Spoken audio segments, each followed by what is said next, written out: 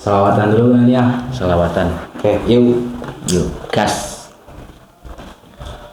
Rahatil atyaru tashru fi layalil maulidi wa bariqun nuri yabdu ma'ani ahmadi wa bariqun nuri yabdu ma'ani ahmadi wa bariqun nuri yabdu ma'ani ahmadi fi layalil maulidi fi layalil maulidi. Abdullah nama ayahnya, Aminah ibundanya, Abdul Muthalib kakeknya, Abu Thalib pamannya, Khadijah istri setia, Fatimah putri tercinta, semua bernasab mulia dari Quraisy ternama. Inilah kisah sang Rasul yang penuh suka duka. Inilah kisah sang Rasul yang penuh suka duka.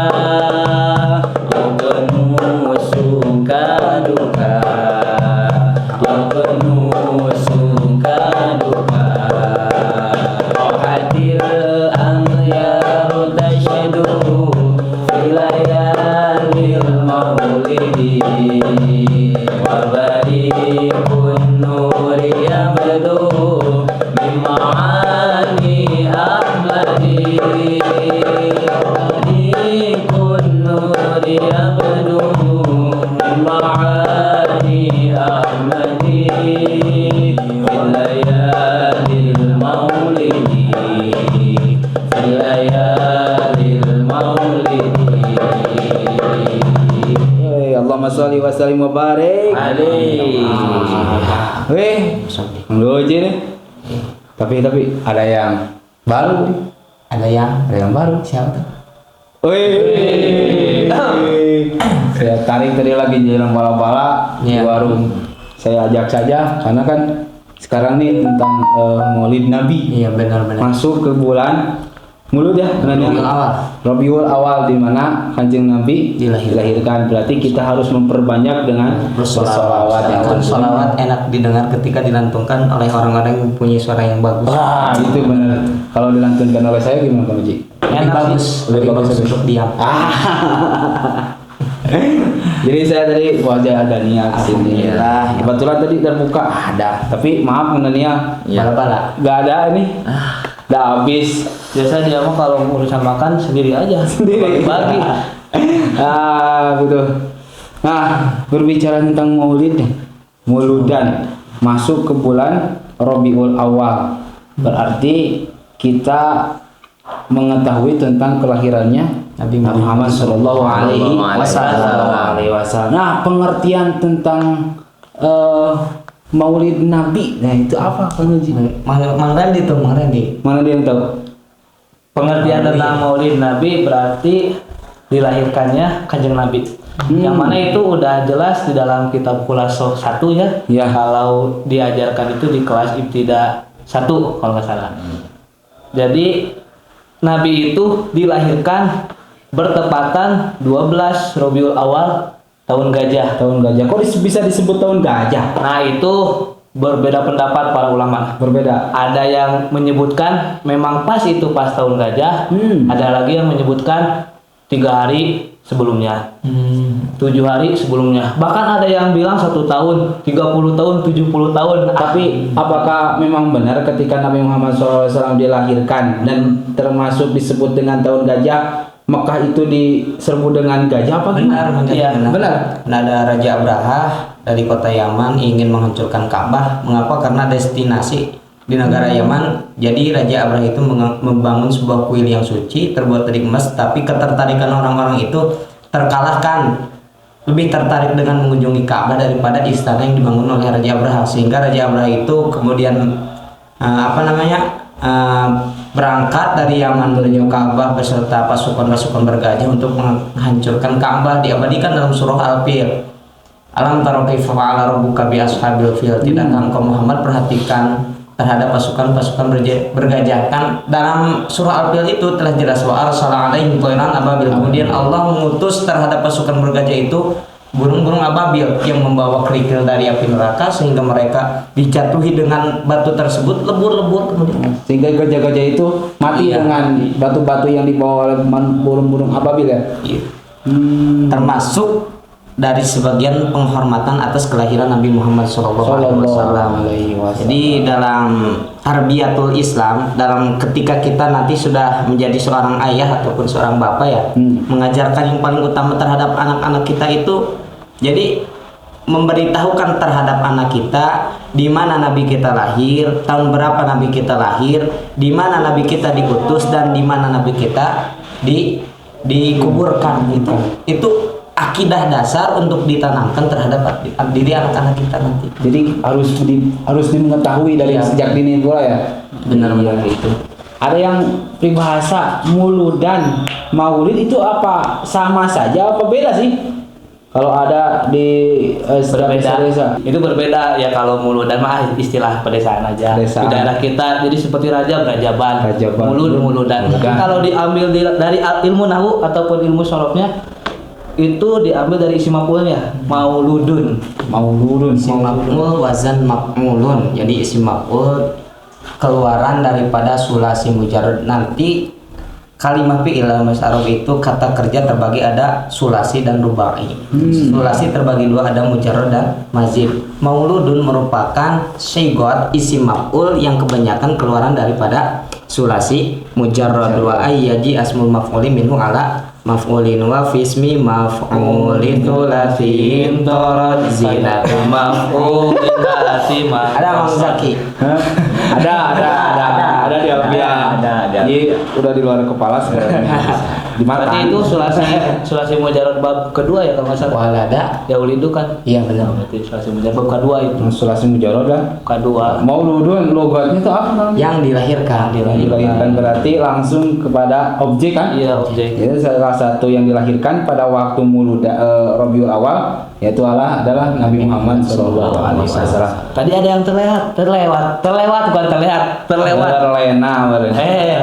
Terlewat kan tadi cuman sepintas lahir Nabi itu 12 Rabiul Awal ya, tahun gajah. Tapi kan kita nih hidup di tahun Masehi, kita juga harus tahu lahirnya kapan tuh Masehi. Kapan tuh? Jadi berbeda pendapat, ada yang bilang 20 April, ada juga yang bilang 22 April 571, ada yang bilang, ada lagi 570 Masehi.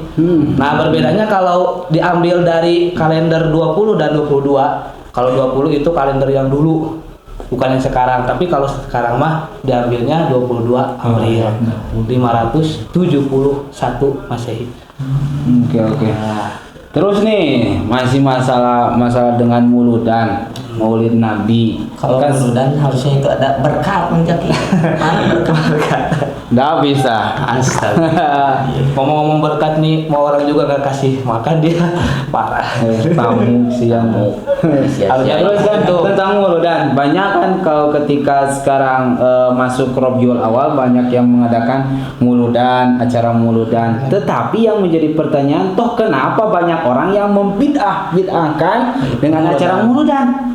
Nah, saya ingin tahu pengertian dari bid'ah. Bid'ah itu apa sih? Jadi kan bid'ah itu sesuatu yang tiada namun diadakan sebelumnya. Padahal sebelumnya itu di zaman Nabi nggak ada. Nah itu berarti yang tidak ada jadi ada. Yang tidak ada ketika zaman Nabi. Ya. Nah sekarang diadakan.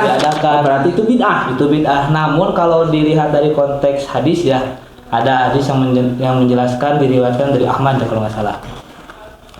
Wa iyyakum wa muhdatsatul umur. Inna kulla muhdatsatin bid'atun wa kullu bid'atin dolalatun. Nah, jadi berhati-hati Anda terhadap sesuatu yang baru. Karena sesuatu yang baru itu termasuk bid'ah, dan bid'ahnya itu adalah bid'ah dolalah. Nah, kalau dilihat dalam segi hadis seperti itu, jadi kita itu langsung aja merujuk, wah, perkara yang tidak ada di zaman Nabi itu bid'ah, bid'ahnya bid'ah dolalah. Tapi kalau disampingkan dengan hadis yang lain, ada hadis yang lain. Waman ada syafil amrina hada malaisa lahu minhu fawaradun. Jadi ketika ada suatu perkara yang dibarukan ataupun yang diadakan dalam urusan kami, tetapi tidak merujuk sumber darinya, nah maka itu ditolak. Nah, maksud fi amrina itu dalam urusan kami menurut Yusuf Al-Qaradawi yang udah meninggal, yang wafat. Jadi itu fi amrina maksudnya dalam masalah urusan agama. Nah, ketika berbeda dalam urusan agama itu ditolak. Namun ketika berbeda dalam urusan duniawi, ya seperti kita muludan. Kalau dalamnya itu menjelaskan tentang baca Quran, baca sholawat, mengingat sejarah tentang Kanjeng Nabi. Iya kan? betul, itu berarti tidak ditolak karena bukan urusan agama tapi urusan tentang duniawi kan. Mauludan kita bersama-sama Bersolawat, kan? Iya, bersolawat. Bersolawat. Mang Jaki menafikan sebuah amaliyah pekerjaan yang tidak didasari dengan dalil-dalil secara spesifikasi. Contoh ada amaliyah tetapi tidak didasari dengan sumber-sumber hukumnya, kan seperti maulidan tidak didasari dengan Al-Quran ataupun hadis. Jika kita memvonis langsung membid'ahkan itu kesalahan, sebab kita harus melirik dalil-dalil yang lain ada. Meskipun Nabi tidak mengerjakan, tapi Nabi pernah mengucapkan, sehingga Nabi pun pernah menghormati hari kelahirannya dengan menghormatinya dengan cara berpuasa, kan? Puasa Senin, Kamis itu disunahkan. Jadi dalam artian kalau masih urusan dunia Kan itu kan tadi wakul lu bid'atun, wakul lu bid'atin, kan kulnya di situ bukan kul hakiki tapi kul majazi. Kul lapan kul itu kul yang mempunyai makna universal, artinya mencakup keseluruhan, tetapi kul tersebut bukan kul hakiki. Kulnya kul majazi, seperti perkataan setiap, seperti perkataan salah seorang di antara contoh Mang Rendi, setiap penduduk kampung itu adalah orang-orang kaya. Dalam buktinya, apakah setiap orang yang berada dalam wilayah tersebut kaya? Tidak. Tidak, itu sama halnya seperti kul majazi. Berarti itu kalau dalam ilmu jamu jawami itu disebutnya taksis ya, betul nggak? Qasrul am ba'du apa? Qasrul am ala ba'di afrodi. Ya kan, jadi tidak semuanya kul itu apa dimaksud gitu. Udah kamu aja berdua. Ya kan menyambungkan kan di taksis. Tapi kan saya yang mau mengartinya juga kan. Iya. Nah, Jadi kan itu universal. jadi itu kalau menurut saya jero teuing. Benar kakinya. Nah, tetapi bid'ah itu kan ada yang bid'ah yang baik, ada yang tidak. Itu pembagian bid'ah apa saja? Bid'ah menurut Imam Ibnu Abdus Salam, bid'ah terbagi 5. Ada bid'ah wajib, bid'ah sunnah, bid'ah makruh, bid'ah mubah, bid'ah haram. Gitu. Bid'ah wajib seperti mempelajari ilmu nahwu. Kan ilmu nahwu ada tidak dari zaman Rasul? Tidak, sebab pencetus ilmu nahwu kan Abul Aswad Ad-Dauli atas perintah Sayyidina Ali karramallahu wajhah. Ada bid'ah yang haram seperti golongan-golongan yang bersimpangan dalam masalah teologi ataupun akidah seperti Qadariyah, Jabariyah, seperti itu. Bid'ah sunnah seperti membukukan Al-Quran, itu bid'ah sunnah. Ada bid'ah mubah, bid'ah apa yang lain? Bid'ah makruh, bid'ah. Jadi banyak macam-macam bid'ah. Terus itu ada bid'ah dolalah, ada bid'ah hasanah. Itu pembagian dari bid'ah kan, benar? Benar. Itu secara umum. Oh, Jadi secara kan, umum. kalau bid'ahnya dolalah berarti sesat nih. Wah, ini berarti tidak boleh. Berarti kalau bid'ah dolalah itu yang bertentangan dengan syariat agama Islam, iya, kan? betul. Kalau kita ini disebut bid'ah kan? Enggak. Oh, enggak. Ini kan kita ngobrol-ngobrol ilmu. Oh, bermusyawarah kan? Iya, bermusyawarah. Bermunadzarah kalau nggak salah. Nadoroh tentang ilmu-ilmu dan ya. Kalau bid'ah hasanah itu berarti ngerujuknya ya kebaikan. Ya, gitu. Seperti itu. Allah. Allahumma shalli. Ya, jadi bid'ah Jadi banyak yang mengatakan bahwasanya bid'ah merupakan sebuah pekerjaan yang dibaru-barukan yang tidak ada zaman Nabi, bahkan ulama salafus salih pun tidak mengerjakannya. Itu salah menjangkit. Mengapa? Karena tidak setiap yang Rasul tidak dikerjakan ataupun ulama salafus salih yang tidak dikerjakan, maka pekerjaan itu langsung merujuk pada hukumnya haram. Tidak seperti itu, benar tidak? Jadi tidak tentu para ulama salafus salih tidak mengerjakan, tidak merayakan maulid berarti hukumnya haram, tidak. Itu kebayang aja kalau bid'ah, naik motor bid'ah, merokok bid'ah, semua aja bid'ah nih. Kamu pakai selempang Bid'ah. Waalaikumsalam. Mangga keluar saya receh. Donasi, kenapa donasi? Astagfirullahaladzim. Aduh. Oh, saat ada. Nanti letak. Lejunan namanya Biasa ngecoblak. Kalau kata aduh. kangen ka punggung iya. Tadi yuk ukur ilingan we rada sarada kangen ka punggung jaki cenah. Jaki. Alvin mana Alvin? Saya Wis 2 minggu san pendak sing Alvin teh. Ayo murid baru Mohon saya jadi di nafsu nanti aing nama ya 5. Oh, Raina. Oh, Raina. Raina Alvin. Raina Alvin alhamdulillah. Ya nuju naraon ini ya. Nah, Jika ada resep kebetulan tadi saya sedang mengetahui masuk sekarang itu bulan Rabiul Awal. Bulan awal berarti Rabiul Awal tentang kelahirannya Nabi Muhammad SAW. Nah, yang menjadi pertanyaan bagi Ade, bagaimana menurut Ade tentang orang yang dikit-dikit membid'ahkan? Contohnya kepada acara muludan. Nah, bagaimana itu, Ya, mungkin ini sangat krusial sekali ya. Krusial. Untuk disikapi. Di dalam hal ini kita tidak boleh sembarangan ngobrol ya. Kalau salah ngobrol nanti bisa fatal. Tapi yang paling penting pada intinya adalah bahwa landasan kita sebagai Ahlus Sunnah wal Jamaah itu kan ada 4 ya. Dompat. Ya, betul ada 4. Yang pertama ada Al-Quran atau Alkitab, yang kedua Sunnah, hadis, 3 ijma, 4 Kias. itu 4 atau kan kita. Lalu bagaimana dengan orang yang selalu bid'ahkan, contoh seperti muludan, seperti ziarahan, tahlilan, ya. Bagaimana cara menyikapinya? Ya kita sikapi dengan santai saja. Santuy ya. Ya santuy. Karena kita ini adalah Ahlus Sunnah wal Jamaah yang istilahnya terbuka untuk semua. Kita santai aja. Tidak perlu kita sikapi dengan arogan atau dengan apa. Jadi kalau bahasa Sunda mah fanatik ya. Iya. Jadi yang paling penting kita nggak boleh fanatik. Orang lain boleh fanatik, kita nggak boleh fanatik. Justru Muludan Rajaban ini adalah menjadi pembeda dari yang lain. Di Timur Tengah, agama ini bisa dihancurkan dengan sangat mudah. Bagaimana orang-orang luar Islam ini menghancurkan Timur Tengah ini dengan Sunni dan Syiahnya. Bagaimana Sunni dan Syiah biar berubah. Dulu pernah ada yang ingin menghancurkan Islam di Indonesia. Ketika zaman penjajahan Belanda, ketika masih Hindia Belanda negara ini.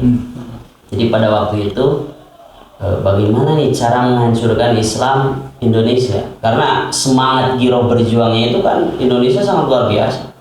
Kita lihat dari Sabang sampai Merauke itu banyak pahlawan-pahlawan yang beragama Islam. Bahkan pada perumusan BPUPKI itu rancangan kemerdekaan Indonesia itu mayoritas adalah dari Islam. Yang merumuskan Pancasila mayoritasnya adalah cendekiawan Islam. Yang merumuskan UUD 1945 mayoritas Islam.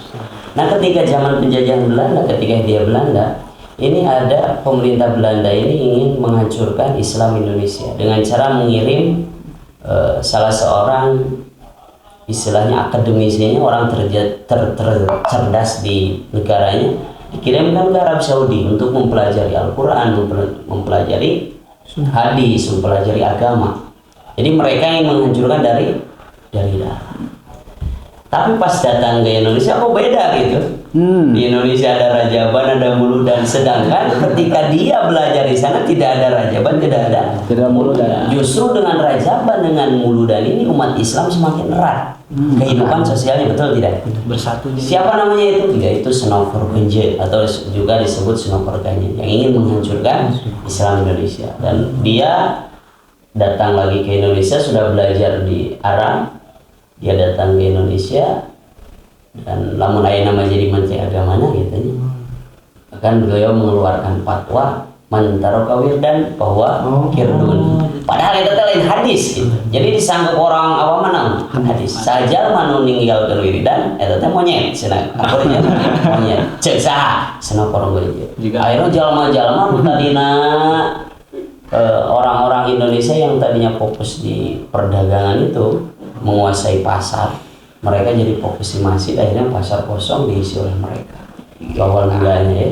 Terus dimarahin ngaluarkeun deui fatwa, kan dimarahin di WK pasar balik deui kumaha bingung sabab di pasar geus pinuh kabeh ku aranjeunna dikuasai. Akhirnya orang-orang Islam namina teh ngadiskusikan masalah dagang di masjid. Di masjid Pasar ge. Ngaluarkeun deui fatwa ulah mawa urusan duniawi di masjid. Itu. Akhirnya tungtungna umat Islam kelabakan sampai sekarang. Kan itu ka dieu henteu.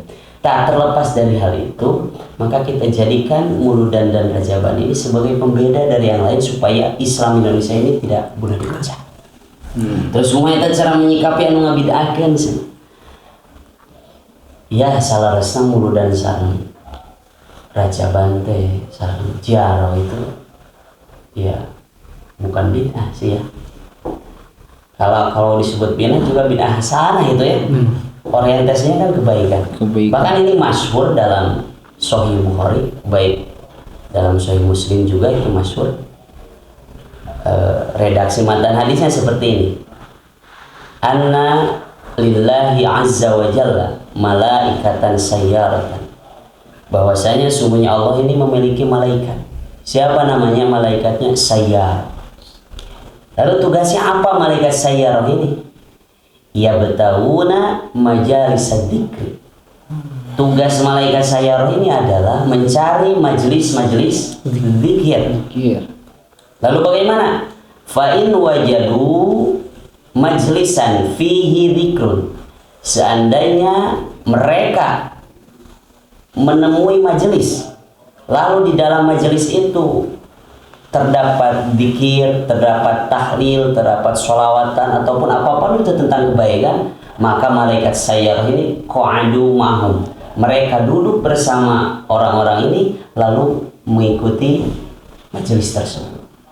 Berarti kalau ada orang yang membid'ahkan Muludan, yang berbid'ahkan Rajaban, sedangkan kan di dalam Rajaban, di dalam Muludan ini terdapat zikir, terdapat pembacaan sholawatan, berjanji luar biasa sekali kan. Berarti mereka yang membid'ahkan Muludan sama saja dengan sudah menganggurkan malaikat sayyar. Sedangkan Allah menciptakan makhluknya itu tidak untuk nganggur, betul tidak? Betul. Bisa kita lihat seluruh malaikat yang diciptakan oleh Allah Subhanahu wa taala tidak ada yang nganggur, sesuai dengan tugasnya masing-masing. Kalau mereka membid'ahkan Muludan, berarti nanti malaikat sayyar nganggur. Berarti sama saja dengan sudah mem-PHK malaikat sayyar. Ya itu. Jadi sakeleknya seperti itu ya. Jadi guyonnya seperti itu. Yang selanjutnya juga berkaitan dengan Muludan. Sekali berabu Lahab saja, sekali berabu Lahab yang notabene musuh bubuyutan Kanjeng Nabi Muhammad SAW. Padahal beliau ini adalah pamannya kan, pamannya Kanjeng Nabi. Itu Abu Lahab ketika setiap hari Senin siksaannya itu diringankan oleh Allah Subhanahu wa taala. Kenapa sebabnya? Sebabnya adalah ketika Kanjeng Nabi Muhammad SAW lahir, Abu Lahab ini bahagia bahwa ada saudaranya melahirkan keponakannya, bahagia. Dengan rasa bahagia itulah Abu Lahab setiap hari Senin siksaannya diringankan. atuh komo urang sebagai umatna gitu lamun teu bahagia acan ku sumpingna sasi Kanjeng Nabi dilahirkeun ku dintenna Kanjeng Nabi dilahirkeun berarti mungkin kita termasuknya umat yang durhaka, betul tidak?